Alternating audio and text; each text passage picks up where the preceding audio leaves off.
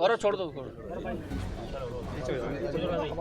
साथी आज किस तरह से जो सब कुछ हुआ है, क्या अब आगे की क्या रणनीति रहेगी आपकी तरफ से? हमारी कोई रणनीति नहीं है। समाजवादी पार्टी के राष्ट्रीय अध्यक्ष श्री अखिलेश यादव जी 19 अप्रैल को यहाँ आ रहे हैं। मैं उनको धन्यवाद देता हूँ और मैं आश्वस्त हूँ कि उनके आने से कार्यकर्ताओं में एक नई ऊर्जा का संचार होगा, एक नया जज्बा पैदा होगा। जहाँ तक निर्णय का सवाल है, मैं समाजवादी पार्टी का अदना सा कार्यकर्ता हूँ।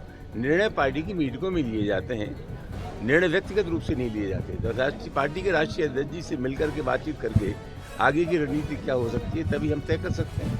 राणा साहब की जयंती पर जो प्रशासन ने अनुमति दी वो शांतिप्रिय एक सम्मेलन की दी थी, लेकिन जिस तरह से वहाँ तलवारें लहराई गई, नारेबाजी की गई, ऐलानियाँ पुलिस के सामने जिस तरीके से आपको लेकर के टिप्पणी की गई, उस पर आपका क्या कहना है? ये देखना पुलिस का ही काम है, प्रशासन का काम है कि जिन शर्तों के साथ अनुमति दी गई थी उन शर्तों का खुला उल्लंघन हुआ है, हिंसक वातावरण बनाने की कोशिश की है। और मैं चाहता हूं, मैंने पहले भी कहा कि कोई हमारी राय से इत्तेफाक करे या न करे, जनतंत्र में सबको अपना विरोध करने का अधिकार है। जहाँ तक विचारों के अभिव्यक्ति का सवाल है, दुनिया में कोई व्यक्ति या कोई विचार अपने आप में पूर्ण नहीं है।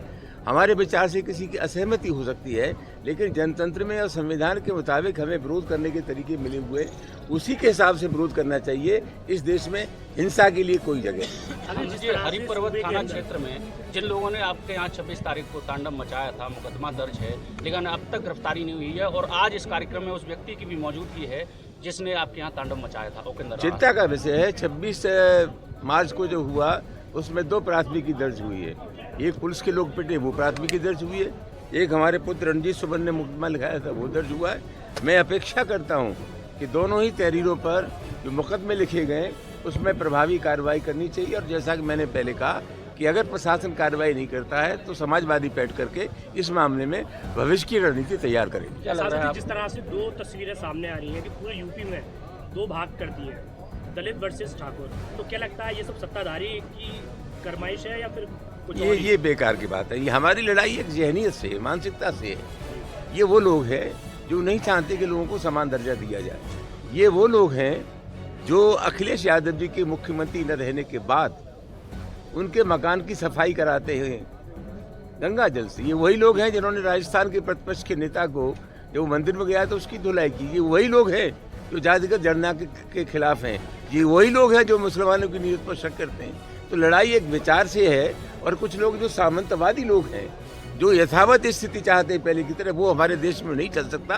तो ये लड़ाई पीडीए की है और मैं समझता हूँ उसको उतनी गंभीरता से हम ले रहे हैं। संसद जी, आप समाजवादी आंदोलन के एक पुराने नेता हैं।